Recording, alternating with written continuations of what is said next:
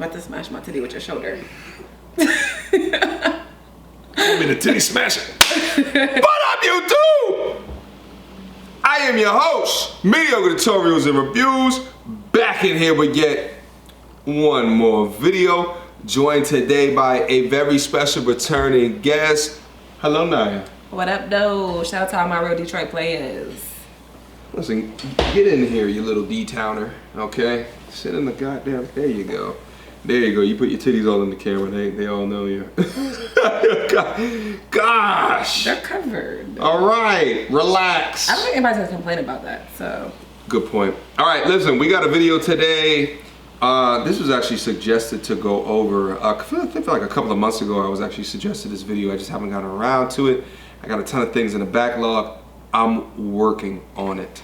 Immortal Mindz. I am not familiar with him as a content creator, but I just took a look at the link and I was just like, fantastic title. So let's go in.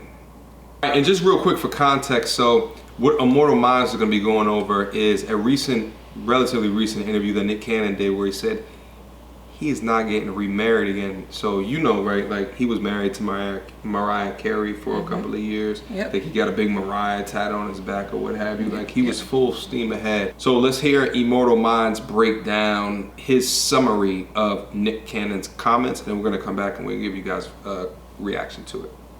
So the brother said three things in this interview that stood out to me, right? And the first two things are this. First, he said relationships are designed to please women, right?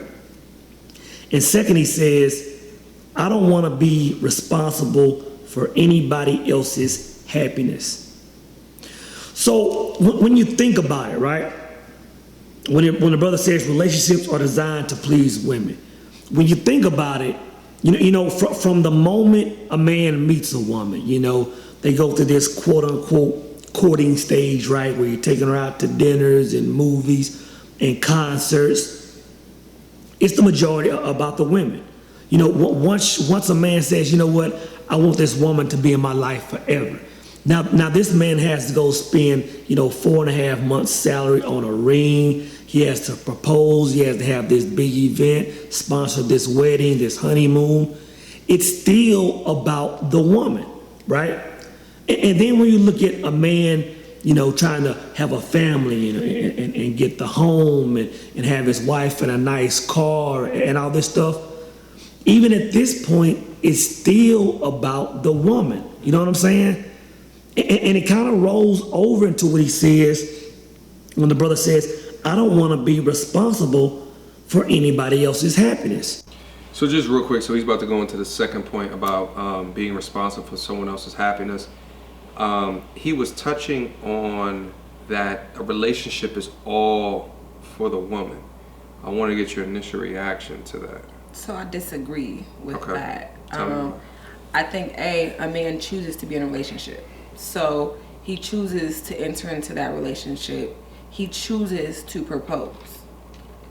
Those are choices that he has to make. Because you don't have to get married.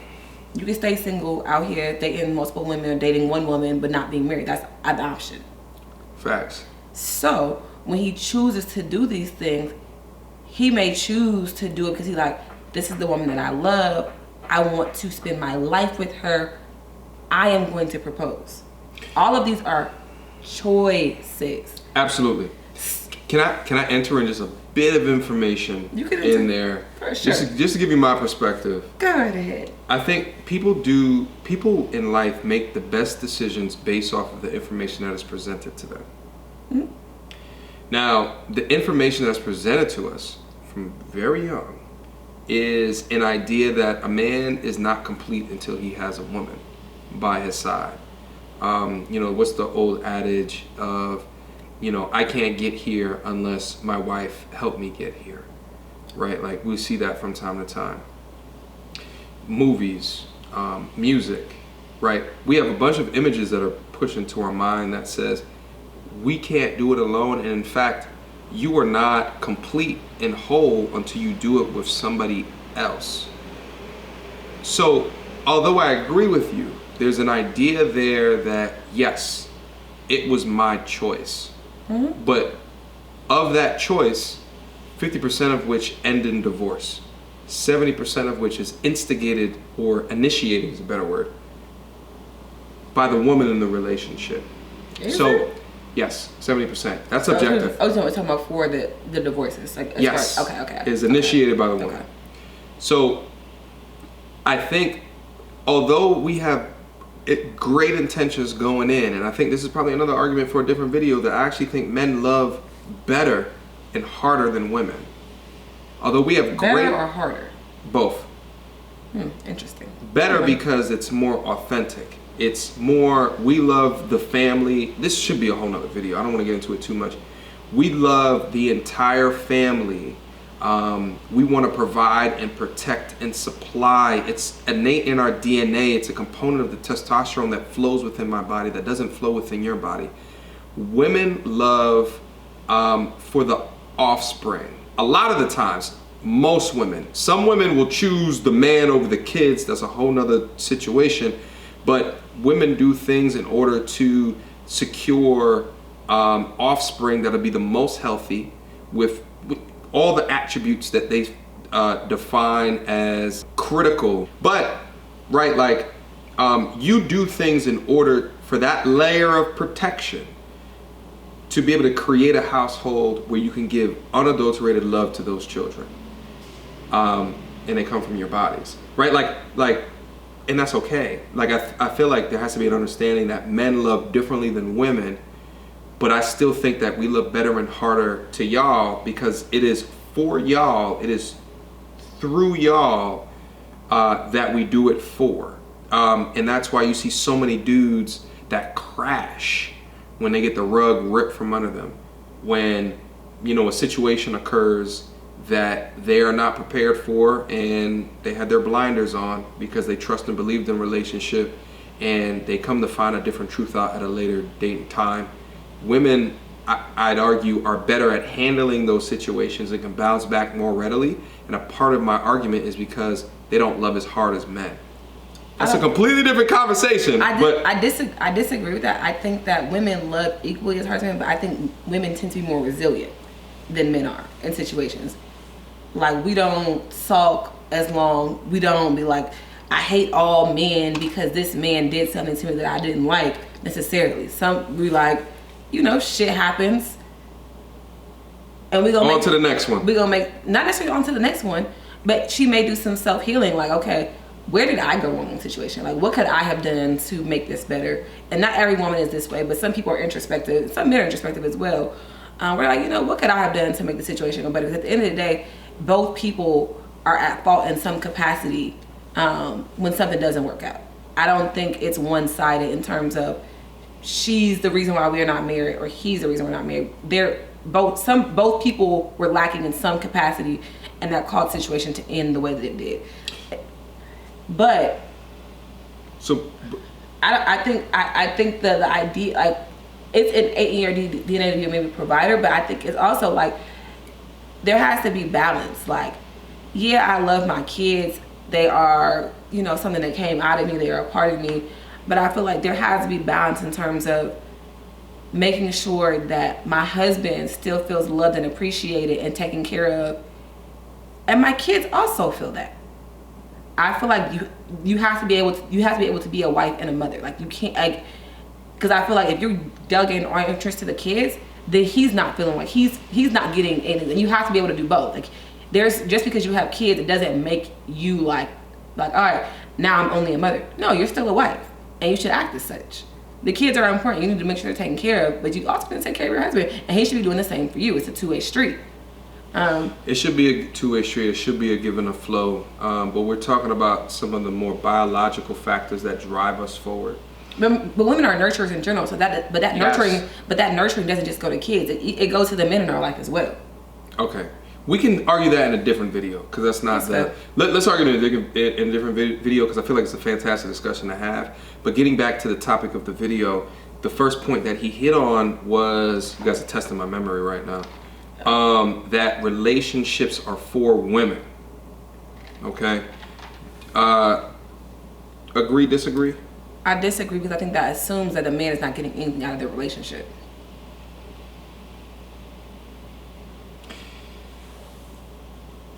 I'm gonna posture up, and I'm gonna talk to you about it like this way.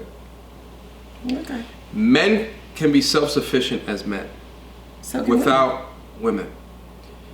Because, versa. but no, here's the difference: is that generally most women want to have offspring. Generally, they want to do that in a family environment. I would say that men would generally want to have an family environment as well. More, I'd argue more women want families than men want families. If you think of like the biological factors, nature versus nurture, like more men are more hardwired to keep giving anatomical properties. I won't say the word because I don't want to get demonetized, and then moving on. Women are much more centered in, once they have a kid, they will nurture and take care of the kid that came out their body. I think it depends on the man, it depends on the woman. There are deadbeat mothers there are people who are raised so by their father because the mother got up and worked out the situation. That's a very real situation. I think sometimes people don't acknowledge that they're deadbeat mothers, but just because you gave birth to something, it doesn't make you a mother. It just makes you a human being that gave birth to a child. A woman, albeit, that gave birth to a child. I think it depends on the man. Like, not every man, some men, and I know men that they like, I want to be married, I want a family. Like, there are men that are like that, and there are also other men who be like, I don't want that, I'll be okay with not having that, or I want to be married, but I don't want a relationship. Of all the things that he was mentioning, like the courting process, it's for the woman.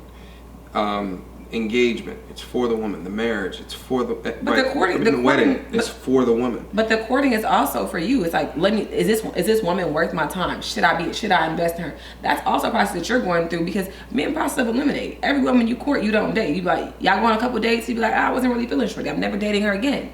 Like, okay. That's also like, you are in search of him because you obviously want something out of it. So you're going into the situation like, okay, I'm looking for a wife. So you court her, you see like, oh, this isn't it, and you maybe move on to the next woman and court her and say like, okay, well this works. Let me ask you a question. In order to make that equation true, is men are looking for wives. Why do you think men should look for wives? I mean, that's just what they do. Oh, so there's a degree of that equation that's just culture passing down from generation to generation. Not necessarily, because I think not all men are looking for wives. There are certain men who decided that's what they want for themselves. Maybe they grew up in a 2-parent household. Their parents have been together 30 years, and they're like, wow, I want that for myself. Simple. There are other men who be like, you know what, my parents' relationship was dysfunctional. I don't want to be married because of the experience of the marriage that I saw. Okay. That's also a situation. Or there's like, I saw a dysfunctional marriage in my household when I was growing up, and I know that I wouldn't be better than that. That's not how I want to be. I want to get married, but I want my marriage to look like this. I think generally humans want companionship, whether it's marriage or not, or just a long-term relationship. I would say generally most people want some form of companionship. I think that, and more than just a friendship capacity. I think that there's components of marriage that are very antiquated in nature and haven't changed over hundreds of years that should probably be challenged. And I say that because, you know, the way that I send mail back in the 1800s is different than the way that I send mail 20 years ago, right? From carrier pigeon to post office to email, right? Like, just in that short amount of time, there's been changes in how I do that one task, right? Like, to think that over thousands of years, or however long it's been, that the concept of marriage has remained the same within this particular culture, I feel like there's an idea that it should be updated to a degree. Now, what I feel like it should be updated to, we'll talk about in another video. But I think this though, I think your marriage and your relationship is really up to you and your partner. It doesn't have to be the traditional sense of things. Like, not under the law. Well, what I'm saying to you, I mean, you get married in front of the state, but I'm saying as in terms of how your marriage operates, that's up to you and your partner. Y'all choose what your marriage is. Everybody's marriage is different. If I go to talk to 2 or 3 different married couples, or even 10 different married couples, I guarantee you each one does things differently in their own way that they have decided works for them.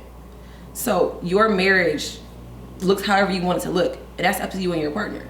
I don't think it has to be what traditional society might say this is what it should look like.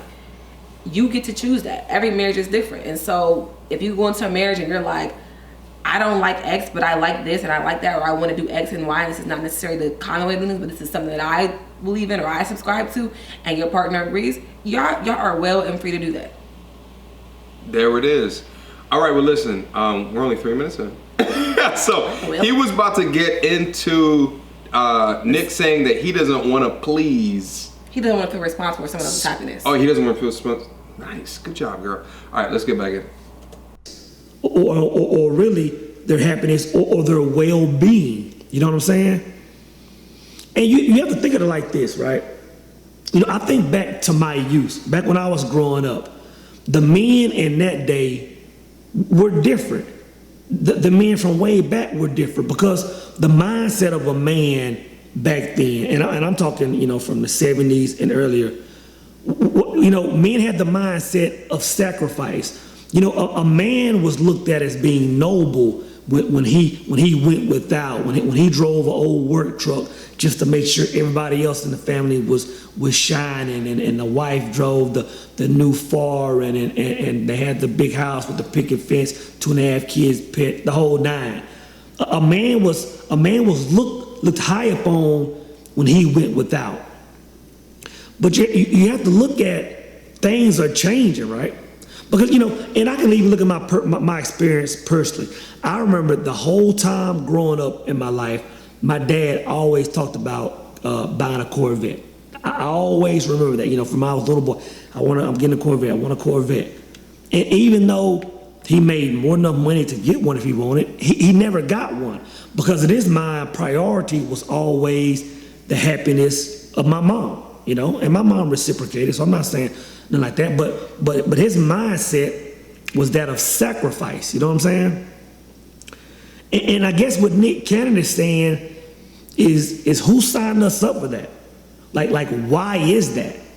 And you know, men have never had a problem with that. That's just the way life has always been. But you have to factor in something. You have to look at, okay, now women have evolved, right? Women are something else different than they were back in the 70s and prior to that. So knowing that, you have to understand that men are going to evolve too, right? So really what this younger generation of man is saying is, you know, women are good. They have their degrees, they have their homes, they have their all this stuff. Like I'm not on a spiritual level or whatever. I'm no longer responsible for their happiness. Like y'all got it now. So you really can't look at a young man coming up in his 20s and 30s. You know, even if a man is opting out of marriage or relationships completely, you know, even if a man is opting out of having kids, you can't say that man is opting out of manhood because manhood has evolved into something else. I want to talk about that because there is a cloud that lays over adult men who have chosen to be single into their 30s, going into their 40s, that if you are not someone who has found a relationship, a long-term relationship, not engaged or married, that there's something wrong, or you haven't matured, or you haven't grown up. And I feel like it's something that needs to be hit. You know, as you know, I'm 34. I'm on my way to 35 in a couple of months. Mm-hmm. And I am single. No kids, never been married, not engaged.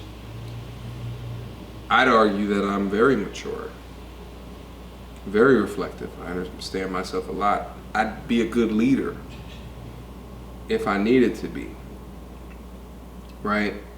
But there's some women out there that might put me into the bucket as immature because I'm not in a relationship. What is that? Let's talk about that. So I don't know if people are saying that you're immature because you're not in a relationship, but it may be the way that you conduct yourself. They're gonna be like that. They feel like the way that you move or the way that you talk about relationships generally to them is immature, versus your lack of actually being in the relationship. It's like the way that you think about it. They could find that to be immature. And I think that men are getting what women have been getting for several years now. Y'all get it in y'all late 30s, like, oh, he not married, he ain't got a, you know what I'm saying? Women at 25, people are looking at you like, oh, why you ain't married? Why you ain't got no kids? This is something that we've been dealing with. In terms of what's wrong with you. You ain't got a man, you ain't got a husband. And even men say it to you, that's why you ain't got no man. Like, you know what I'm saying? Like, I feel like that's something that as women we deal with on the front end. Y'all don't get it till to the latter end. And I don't necessarily know if it's because you're not married or if it's the way that you're conducting yourself as an unmarried person. Like, it's like, oh, this person's out here doing the most. Or, because even if you're not in a relationship, I feel like people that are not in relationships that are older sometimes, they talk negative about relationships. Just because you're not in something doesn't mean you have to be negatively about it or feel a negative way about it just because you're not in it. And I feel like sometimes that's how it comes across, is like, I have all these negative thoughts about relationships. And I think that part seems immature. You not being in a relationship is really not the issue. I don't think on both sides of the coin there should be judgment. I don't think there should not be judgment, and you should not listen to judgment if there is judgment. Like, because allowing other people to permeate your position in life to dictate their insecurities on you or their understanding of life on you will do nothing but limit yourself. But I mean, I think that's a good point. But like, to that point, we've had the conversation several times about not wanting to be married because 50% of marriages end in divorce. That's not your marriage, not your situation. It doesn't that doesn't necessarily have to be how your marriage goes or how your marriage ends. But that's a point you consistently make. So you are allowing, in some forms, other people's situations to control the way that you think of marriage. The difference is that's not an opinion, that's a fact. It doesn't matter. It's not your fact. It's someone else's fact. What do you mean? It's statistics. It's statistics, but you have not experienced that personally. I want you to understand that when you look at data, when you look at facts, when you look at numbers, it's telling you an outcome over a large distribution set of people. For other people. No, but it's still something that happens. And so the thing is, what you should do is think of, okay, I know it's 50%. If I want a family and I want to do it with a white picket fence, 2.5 kids, what have you, what are the things or the components about the 50% that made it? And what are the things and the components about the 50% that didn't make it that can higher my likelihood of success in that lifestyle if you choose to have that lifestyle? It should not be, oh, well, I'm different and I love different, and the person that I chose to love is different. No, you should because it's so important who you choose to spend that component of your life with, even outside of I'm not even talking about marriage. Who you choose for a year to be dating in a relationship with is so damn important. It's so damn important. You should be scraping with a fine-tooth comb to understand their personality, their wants, their not wants, your personality, your wants, your not wants, and then coming to an understanding of what are the components and the characteristics that make it work versus make it not work. And within that, being a data receiver, right, and understanding that there's so many different components of people and personalities and macroeconomic changes that would shift the dynamics, right? Like, there's so many things that can happen, but you can't just, in my opinion, willy-nilly go into situations without an understanding of who you are, who they are, and through the love or the lust or the what have you, and just expect you to be in the 50% that make it. I'm not saying that, but what I'm saying is this isn't a matter of data points. Like, it's not. Like, you are a human being, this person is a human being. You're going to the situation, even the dating phase, you're scoping out the things that you're like, okay, what does this person want? What do I want? Do we want the same things? Do we hold the same values? Do we have the same morals? What are the things that are important to me? Are those same things important to her? Do the things that we want and appreciate and want for our life, want for it, do they line up? Those are things that you do when you're dating. But what I'm saying is, I'm not making, I don't know what's going on in people's households. I don't. I don't know what they're doing, what they're not doing. And what they're not doing, what works for them might not work for me. There's a lot of people in the 50% that don't make marriage, that end up divorcing, that did all of those things. And what I'm saying to you is, okay, well, there should have been more due diligence put within that in order to understand. But even if you do your due diligence, people change. That's the fact of the matter. You're not the same person at 35 that you were at 30. You're not. I'd argue that the person that you are at 20 and then the person that you are with 30 is far different than the person that you were at 30 and then at 40. So you're different. So you're continually you continue evolving. to grow, but that's a data point.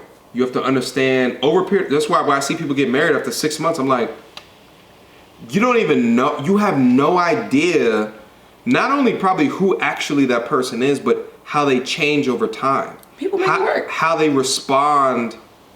I actually know somebody that's been married, that they dated for 6 months, got married in a 9-month period. They've been married 25 years plus. Your anecdotal experiences don't represent the entire data set. But I'm not looking at data set. That's the difference between you and I. You don't have to. You can look at anecdotal experiences, but you also have to understand that that's an externality. That is not the norm. Exactly. But why can't your situation be the externality? Why could it not be that? Do you understand what probability means? I understand what probability means, but I also think that I don't view relationships that way. You are a data person. That is who you are. That is how you operate in a lot of capacities. I don't even like data like that. You gonna lie like this on YouTube? But listen, because I'm not a math guy. I just like rationale. And you have to understand that there's probability in anything happening. My thing is, how do you increase the likelihood of an outcome that is positive in my life? And here's one thing. If you never get married, there's a 0% chance that you're gonna get divorced. I know that, and I see the outcome of divorce. It's not something that I would ever want. I've seen my pops go through it. I've seen people around me go through it. My friends' fathers go through it, and it's different for men than for women. And we talk about in this video, relationships are for women. There is things within that are completely 100% true. Even when you get down to the court systems, completely and 100% true. Regardless, back to probability, there's things that you can do to increase the likelihood. Being in a relationship with someone for 6 months and then wanting to get married, there's a lower likelihood of that working out. You will then say, but what if you're one of the ones that... And I get it. Nothing is guaranteed. But no matter what. I understand what you're saying, but increase the likelihood. That's like me walking into a casino and I have $100, I have $1,000, and I walk to a game where I Google that there is a 90% chance I'm a win at this game. That will never happen. Probably the highest percentage in any of those games is like 49%. Probably those I declare war type games, 49%, because the house will always try to win no matter what, right? Now, if I go to another game that has a 3% chance of winning any given hand or turn, and I have the same $1,000 over a long period of time, like, yes, anecdotally, you might go to the one with the 3% win probability and won a ton of money. But over a large period of time, that won't hold up. And I'm just saying, like, it's and this is probably what we're talking about right now. It's a major difference in the way that men and women think.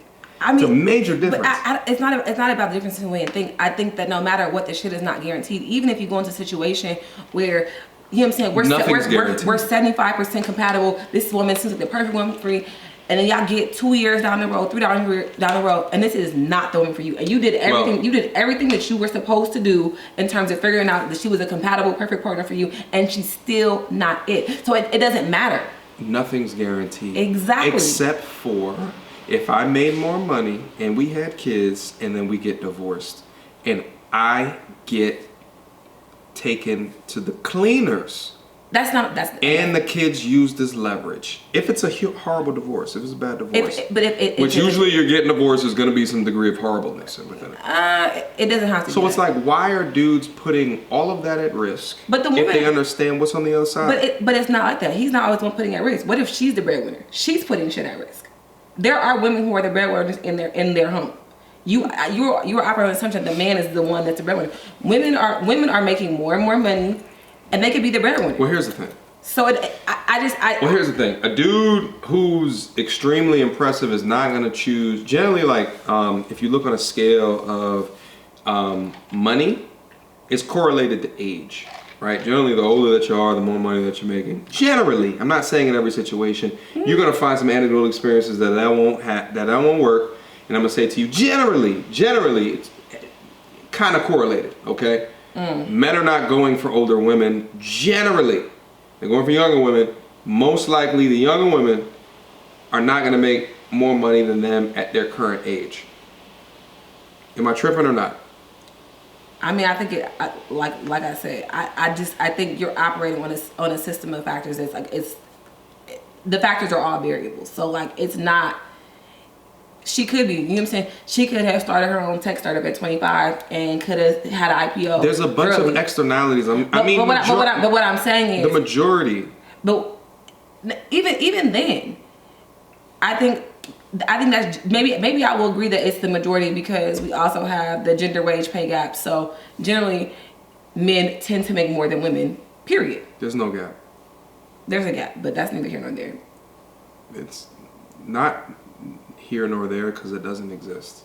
And once you adjust for the many factors that separate men and women, agreeableness, I disagree that the factors ability to negotiate, that we select different jobs.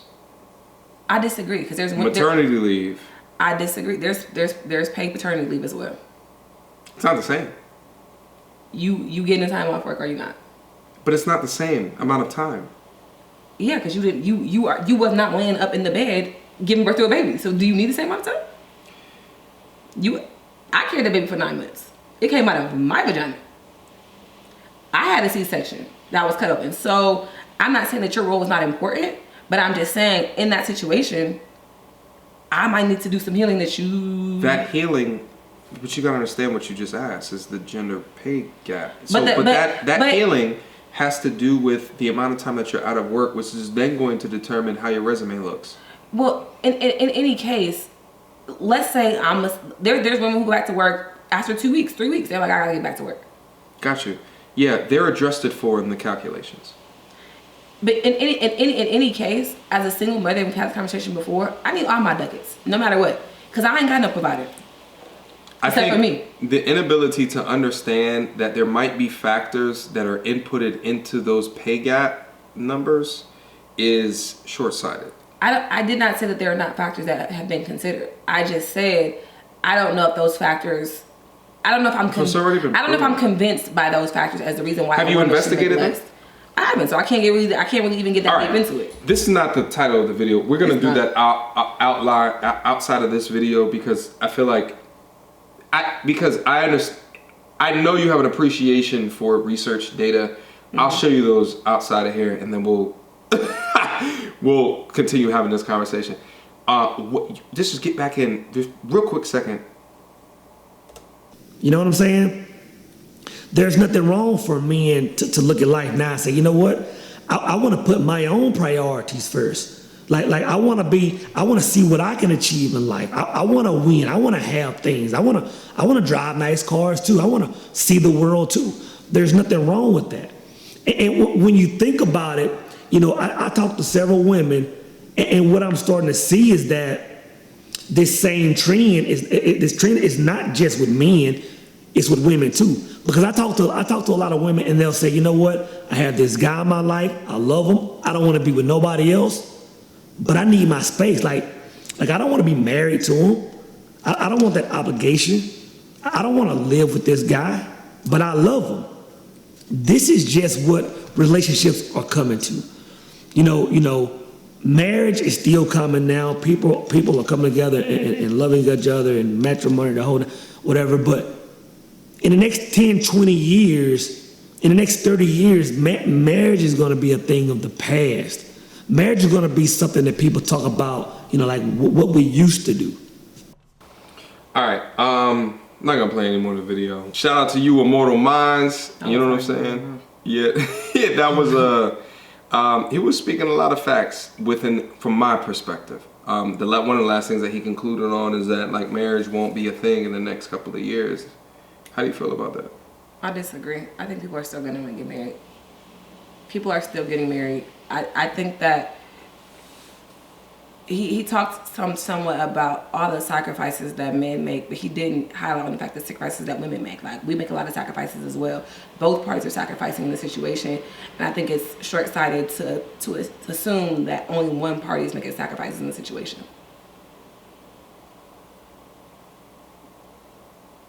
This is a partnership. Whatever we do is for the good of the partnership. That's the way that it should be. Again, choices. You choose to be married, you choose to not be married. If you don't want to be married and you don't agree with marriage, that's fine. But don't make it seem like marriage is just this wild ass idea that people shouldn't be doing because you don't want to get married. You don't want to get married, fine. Nobody cares. Like, that's your own personal preference. But there's still a lot of benefit to being married and being with a partner and someone who is your partner in a situation. There's things that you can do easier that you may not be able to do as a single person with a partner who is supportive. And if you just look at it, come down to a money standpoint, you can live out one income and invest in the other income. So y'all are actively making money together as a partnership that you may not be able to do on your own because you have to pay for certain things on your own. You have to take care of other things and you don't have enough money to do the other things you want to do because you're like, these are responsibilities that I have to take care of. So at the end of the day, I feel like partnership is important. I feel like it's one of the key components for me as someone who is a proponent of marriage, is that I look at, what kind of partnership can this person and I have. I do think that people shouldn't get married all willy-nilly. I think it should be a thoughtful discussion and a thoughtful decision. But I think that ultimately marriage is a choice. So if you are choosing to do these things for women and you were choosing that that's what works for y'all, great. If you are unhappy with the way things are going, communicate that. Or if you want things to go a different way, communicate that. If you're not communicating that, you can't be upset that things are going the way that they are. I think one of the questions that this leaves me with is the benefit of the sacrifices that you talk about outweigh not sacrificing and living a life risk-free? I think that's a personal decision. You decide if the risk is worth it. At the end of the day, it's a risk, period. Because nothing is guaranteed. You don't know it's going to work out. Nothing you do will guarantee that it will work out at the end of the day. I think if you don't even consider that if a man makes these decisions, he has put himself at more risk than a woman, it's not fair. I don't feel that's always the situation though. It's not always, but again, it's most of the time because of what I might be looking for and what I'm interested in. And if you have things that you're like, okay, if I have a business and they say like, okay, I don't want to put that at risk, get a prenup. Prenups are not admissible sometimes. Get you an airtight lawyer, your shit's admissible. There it is. That has been your video. Last question. Naya, did you have fun? I did. This is a little bit stressful, but it's stressful. I think the stress produces fantastic content.